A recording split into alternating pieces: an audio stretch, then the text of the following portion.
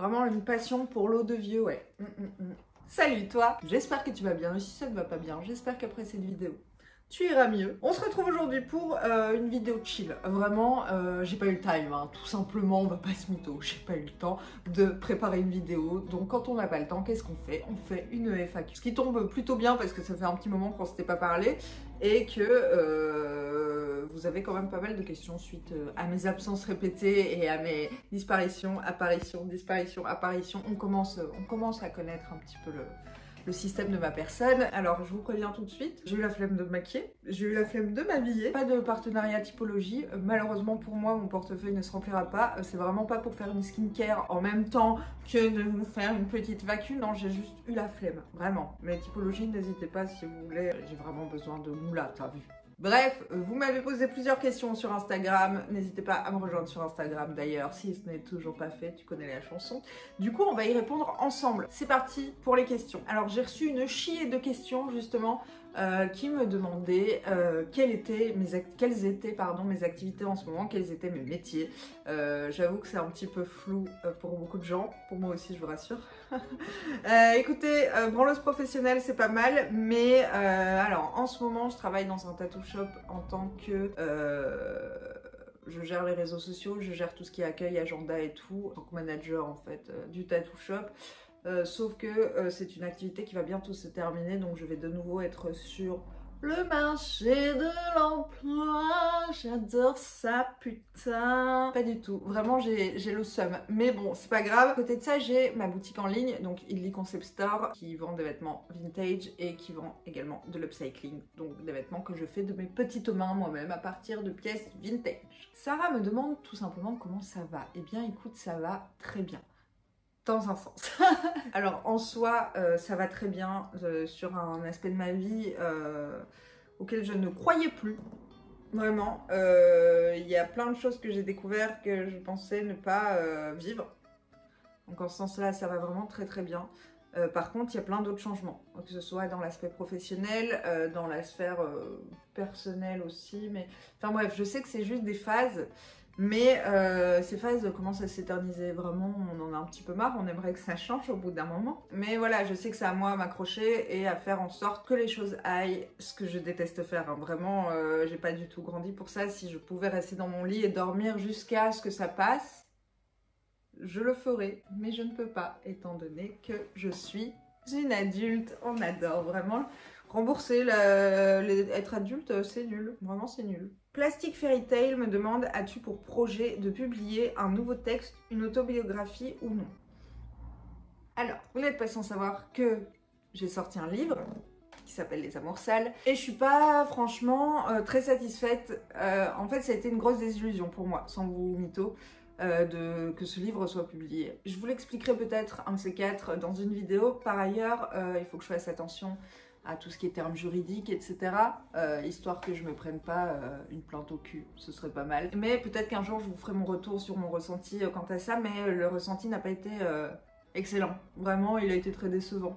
Donc je pense que si un jour je suis amenée à republier un livre, ce sera seul. Vraiment, ce sera en autopublication. Tout simplement parce que je veux plus avoir affaire à des maisons d'édition ou quoi que ce soit. Mais qui sait, c'est pas improbable. En soi, c'est pas improbable qu'un jour je repop, une idée repop dans ma tête et que je vous publie un livre. Donc j'espère que vous serez là même si ce sera en auto-édition. Parce que vraiment, j'ai envie de te dire... En tant qu'auteur, on se fait niquer la gueule, mais c'est un truc de fou, c'est un truc de fou à quel point ça n'a aucun intérêt d'être auteur, de prendre des mois, voire des années à écrire ton truc, à donner ton âme, à donner tout ce que tu peux de toi pour au final, bah rien à voir en fait, vraiment tout le monde s'en met plein les poches, mais toi, tu peux crever la gueule ouverte, vraiment. Donc non, la flemme. Happy Gum me demande pourquoi avoir arrêté YouTube. Je pense qu'il y a plein de raisons. À l'époque où j'ai commencé à beaucoup moins publier, j'étais pas bien du tout. Je m'étais donc séparée de mon ex, ça n'allait pas mentalement. Même si je pensais gérer la rupture, je ne la gérais absolument pas. Ce qui fait que j'ai commencé à être de moins en moins productive, étant donné que j'étais de plus en plus dans une sorte de dépression post-rupture. Ouais, j'ai mis longtemps à m'en remettre et puis après j'ai changé totalement de vie. Je me suis relancée dans quelque chose qui ne m'a pas poussée dans ce sens-là, à me remettre sur les réseaux. En même temps, j'avais besoin de me retrouver moi, d'être beaucoup moins focus sur la personne que j'étais, enfin sur moi en fait, d'être beaucoup moins focus sur l'image que je renvoyais parce que mine de rien, quand tu es exposé sur les réseaux, ça devient quelque chose qui est vraiment obsessionnel et je trouvais ça malsain et que ça ne me ressemblait pas, donc j'ai voulu m'en éloigner. Je me suis dit que les réseaux sociaux étaient la cause à tous mes problèmes et que j'avais besoin de me retrouver moi. Or non, la cause à tous mes problèmes n'était pas les réseaux sociaux, la cause à tous mes problèmes était moi, tout simplement. Je pense que il faut beaucoup se remettre en question, il faut beaucoup réfléchir et il faut faire les choses avec beaucoup de lucidité et de discipline pour que quelque chose soit sain, tout simplement. Là, je me suis rendu compte qu'en fait, c'est quelque chose que j'adorais faire, ça me manquait, c'est pour ça que je reviens, mais je reviens différemment. Anaïs Wine me demande, as-tu déjà pensé à parler de handicap sur ta chaîne? Évidemment. D'ailleurs, on avait tourné une vidéo avec une copine qui est sur ce sujet, qui est le 2e épisode de Prisme, tout simplement. Je vous remettrai le premier épisode ici ou là, si jamais vous ne l'avez pas vu, qui est une série que j'aimerais faire justement sur une interview de gens qui ont une histoire à raconter. Tramadoul, partir de la Belgique a été la meilleure décision pour moi. Est-ce que ça a été la meilleure décision? Je sais pas. Ça a été une décision comme une autre, une décision prise sur de certainement mauvaises bases, qui sont celles de la fuite, parce que j'ai toujours fonctionné comme ça. Donc est-ce que c'était une bonne décision? Je sais pas. En tout cas, je sais que ça m'a redonné un petit regain d'énergie et que ça m'a donné une nouvelle niaque, tout simplement, et l'envie d'avancer différemment, de recommencer un petit peu à zéro. Donc ça a été bénéfique. Alors ça, c'est une question qui m'a énormément été posée. Celle-ci vient de Rania Coco. Vas-tu remettre en ligne tes anciennes vidéos? Je suis nostalgique. Non, je suis désolée les gars. J'ai besoin vraiment de faire un reboot de mon existence toutes les X années. Et la manière dont j'ai dit les choses à l'époque, c'est pas que je l'assume plus, je peux plus voir ma gueule d'avant en fait. Et ça, c'est vraiment quelque chose qui est constant chez moi. Genre même mes vidéos d'il y a 2 mois, je peux plus voir ma tronche. Et j'avais besoin de tirer un trait sur tout ça. Pourquoi, je ne sais pas. Peut-être que je réaborderai ces sujets de manière différente, mais dans tous les cas, les anciennes vidéos malheureusement ne reviendront pas. Désolée. GTR Ju me demande, j'ose pas sauter le pas de l'appareil dentaire, un conseil, j'ai 24 ans. Meuf, fonce. Si vraiment tu as besoin d'un appareil dentaire, tu te sentiras tellement mieux après, en fait, que tu sois complexé par un appareil dentaire ou par tes dents, il y en a un des deux qui va partir. Tes dents, elles vont toujours rester pareilles, et je sais que c'est un des pires complexes au monde. Ton sourire, c'est quelque chose d'hyper important, c'est la première chose que tout le monde voit. Et le fait d'être complexé par ça ne partira jamais. L'appareil dentaire, tu vas le porter 1 an, 1 an et demi, et hop, après, t'en parles plus, et t'auras un sourire trop cool jusqu'à la fin de ta vie. Donc voilà, moi j'ai sauté le pas à 30, j'ai commencé à 32, 33, je sais plus. Et j'avais peur aussi, j'ai commencé par un Invisalign il y a plusieurs années parce que je voulais pas d'appareil dentaire. Quelle grossière erreur, déjà Invisalign ça dure 3 plombes, ça coûte hyper cher. Pour moi ça n'a pas été 100% efficace parce que ça pouvait pas soigner les soucis dentaires que j'avais, enfin les régler du moins. Et en fait maintenant tout le monde porte des bijoux dentaires, etc. Enfin, il n'y a pas de honte. Et puis de voir que quelqu'un prend soin de sa dentition, et il met le prix parce que vraiment c'est cher, t'as vu, bah c'est super cool je trouve, donc fonce vraiment. Une patate pas douce me demande pourquoi ne montres-tu plus ton fils? Tout simplement pour le protéger. C'est quelque chose que je regrette d'avoir fait par le passé. Après il a jamais été obligé, hein, quoi que ce soit, mais en fait je voyais pas le mal d'exposer son enfant un petit peu de temps en temps sur Insta, prendre des photos de lui, etc. Et en fait non, ça peut tomber vraiment entre toutes les mains. Là il grandit, il est au collège, je veux pas l'exposer et lui n'a pas envie d'être exposé non plus. Vraiment, il veut pas être montré. Donc dans tous les cas c'est quelque chose que je respecte et je pense qu'il a le droit à son intimité, il a le droit d'être préservé tout simplement. Donc ton recouvrement de bras est dû à quoi? Alors ça aussi plein de gens m'ont posé la question pour le full black que je suis en train de faire sur le bras. Tout simplement j'avais envie d'avoir un full black, vraiment. J'hésitais entre les 2 bras parce que j'avais des tatouages pétés des 2 côtés.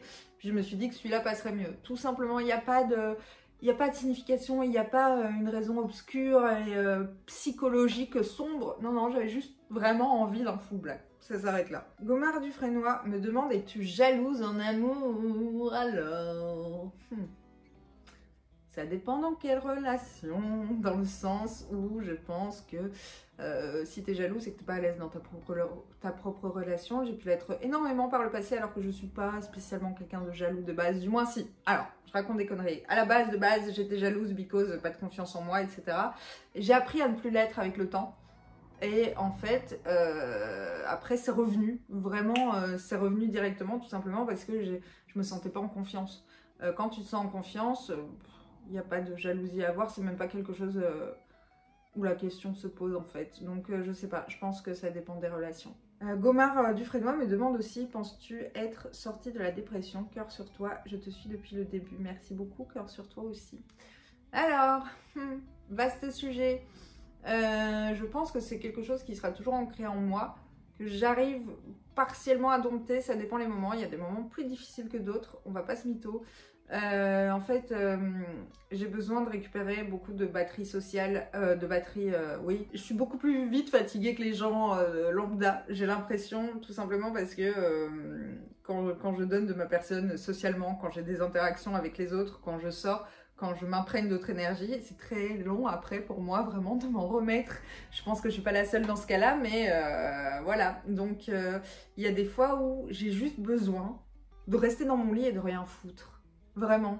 Et en fait, au début, je le prenais vraiment comme un souci de dépression ou quoi que ce soit. Et maintenant, j'arrive à me demander si c'est vraiment de la dépression. Je pense vraiment que des fois, je suis une personne comme ça, qui a besoin de rien foutre de temps en temps. Beaucoup moins souvent qu'avant. Donc peut-être c'était un peu de la dépression, t'as vu. Mais des fois, au moins genre un jour par semaine, j'ai besoin de voir personne. Enfin, presque personne, hormis les gens que j'aime, bien évidemment. Mais de rester dans mon coin. C'est un truc qui m'est vital, vraiment. Et voilà, pour la dépression, je sais pas, je pense qu'il y a des hauts et des bas. Mais majoritairement, je pense que on s'en sort, ouais. On s'en sort, ça n'a plus rien à voir avec ce que j'ai pu vivre il y a plusieurs années.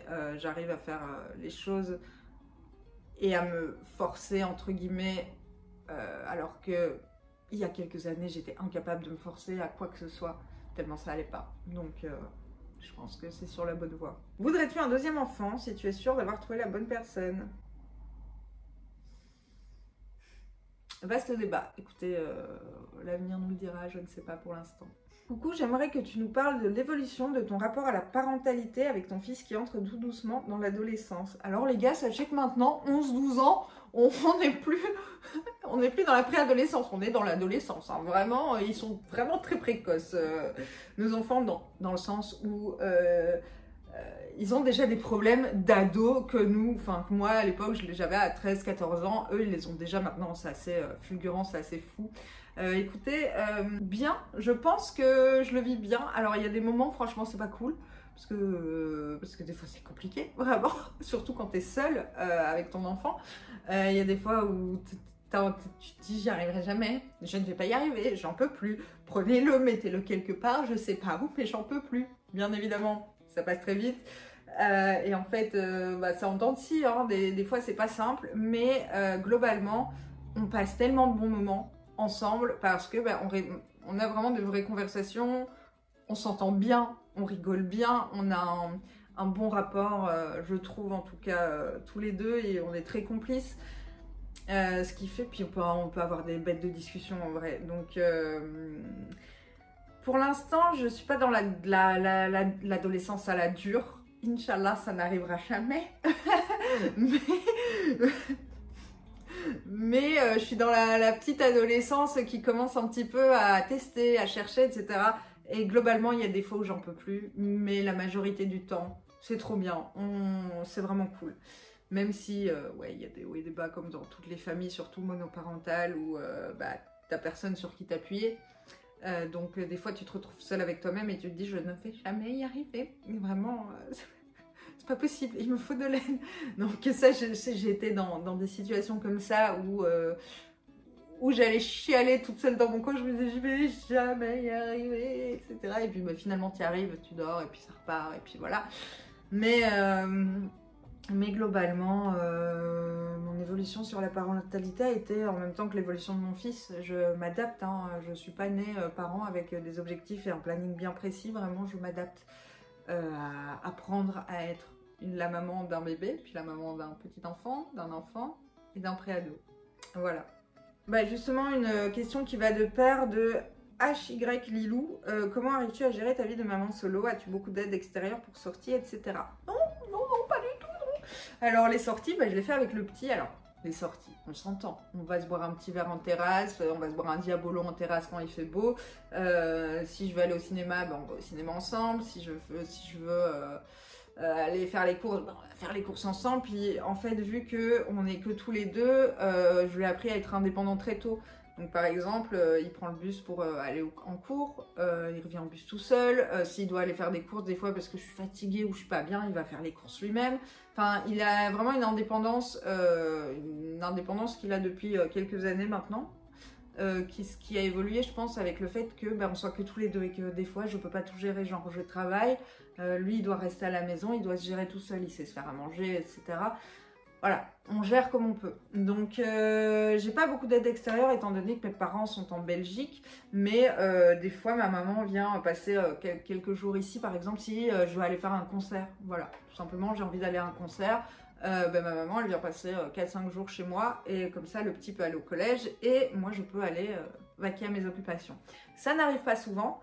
Mais ça arrive, les vacances scolaires, il va chez mamie. Comme ça, moi, ça me décharge et ça me permet de me retrouver aussi en tant que femme et qu'être humain à part entière. Et voilà.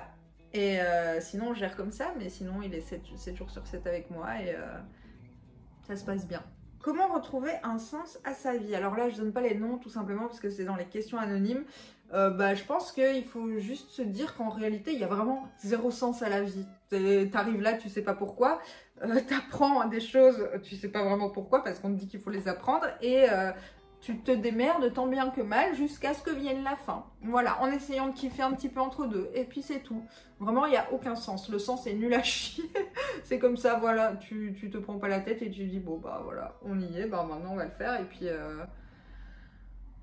on attend que ça passe. Hein. N'hésitez pas si vous voulez d'autres conseils de ce genre. Vraiment, je suis là. Alors ça, c'est pareil. J'ai reçu plein de questions sur un nouveau tattoo tour de prévu.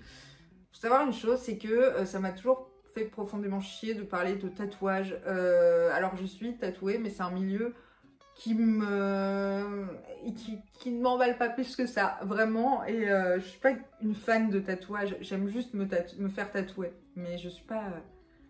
Donc non, en fait, non. Puis j'ai pas beaucoup plus de tatouages qu'en 2018, vraiment pas beaucoup. Es-tu toujours en bon terme avec ton ex? Alors je ne sais pas de quel ex tu parles, mais ça dépend lesquels. Te sens-tu bien entourée? Eh bien, écoutez, extrêmement bien entourée. Peu entourée, mais vraiment des meilleurs, j'ai envie de dire. Donc oui, je me sens très très bien entourée en ce moment.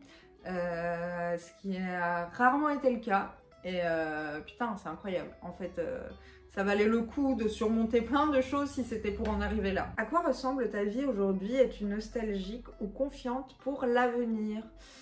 Alors, ça dépend. J'ai une tendance vraiment à être très angoissée de ma capacité à réussir, surtout quand elle ne dépend que de moi. Je sais que quand je suis entourée et que je ne suis pas la seule à porter un projet, je peux me dépasser parce que tout ne repose pas sur moi et que du coup c'est beaucoup moins pesant pour ma petite personne. Mais quand je suis toute seule pour représenter quelque chose, ça a tendance à me terrifier et à me tétaniser. Vraiment. Et du coup, je manque de souffle. Donc, en ce sens-là, je suis pas middle, en fait, je suis confiante pour l'avenir. Par contre, est-ce que je suis confiante pour l'avenir proche? Je pense qu'il va y avoir encore pas mal de tumultes et pas mal de caps à passer. Mais je suis beaucoup plus confiante que je ne l'ai jamais été parce que je pense que tout se met en place et qu'il faut juste le temps. Et vu que je suis un taureau, je ne suis pas patiente. Du coup, pour moi, ça semble très long. Et en fait, j'ai tendance à voir la montagne qui reste à gravir alors que j'ai déjà gravi le 3/4. Mais j'ai tendance à jamais regarder le chemin déjà parcouru. C'est juste ça. Ça, c'est vraiment une vision. C'est parce que ma vision de la vie est comme ça, malheureusement, et je tends à la changer. Je tends à ce que ça aille mieux et à faire à être plus indulgente envers moi-même et à être plus bienveillante envers moi-même. Mais ma vie en ce moment est très douce, vraiment. Elle est plutôt canon ma vie, vraiment. Elle est trop belle ma vie en ce moment. Mais il y a des choses, c'est moins beau. Vraiment, on est dans une phase de changement.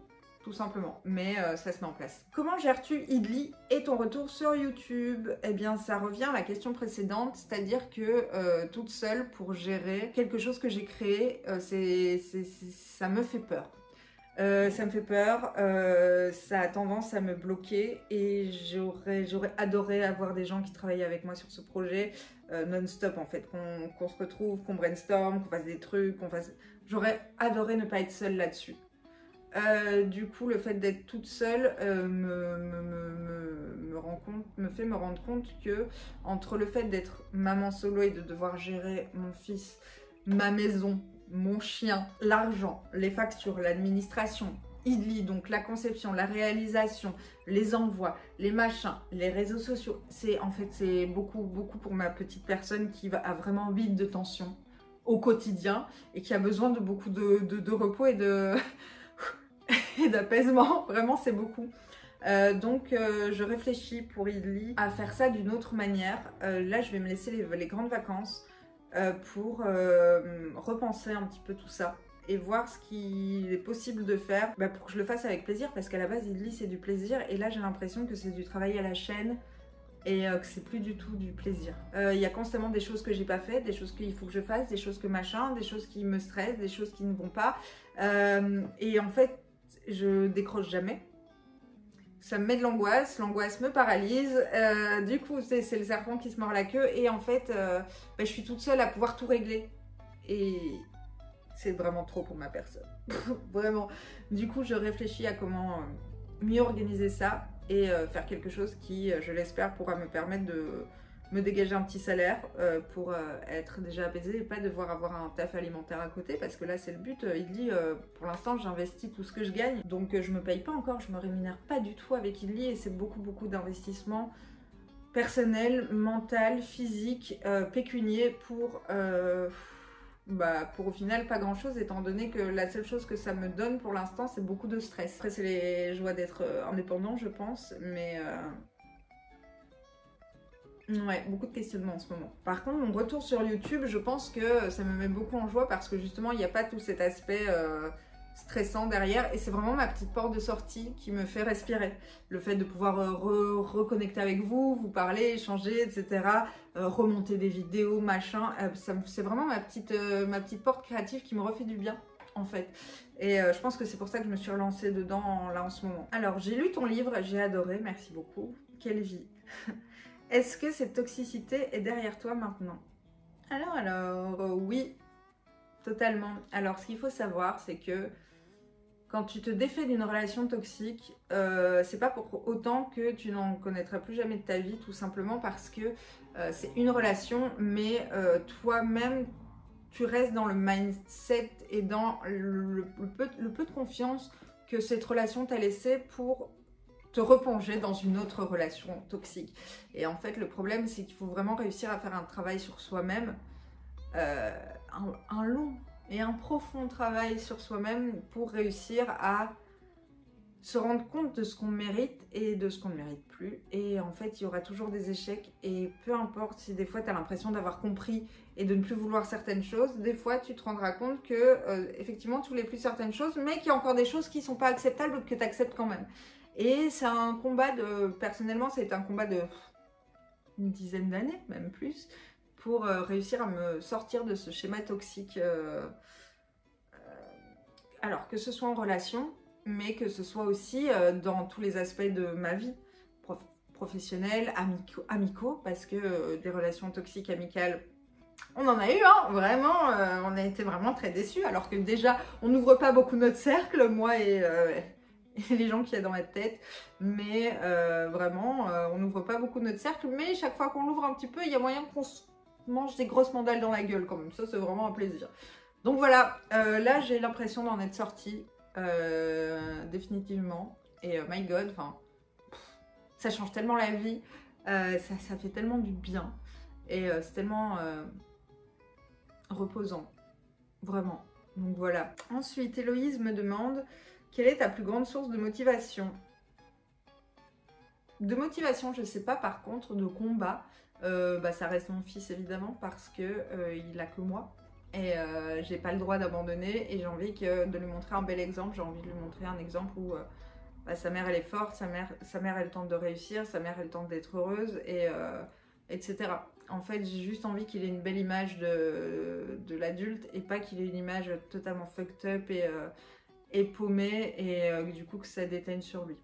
Donc c'est ça ma source de motivation, c'est pour ça que je me suis relancée dans l'entrepreneuriat.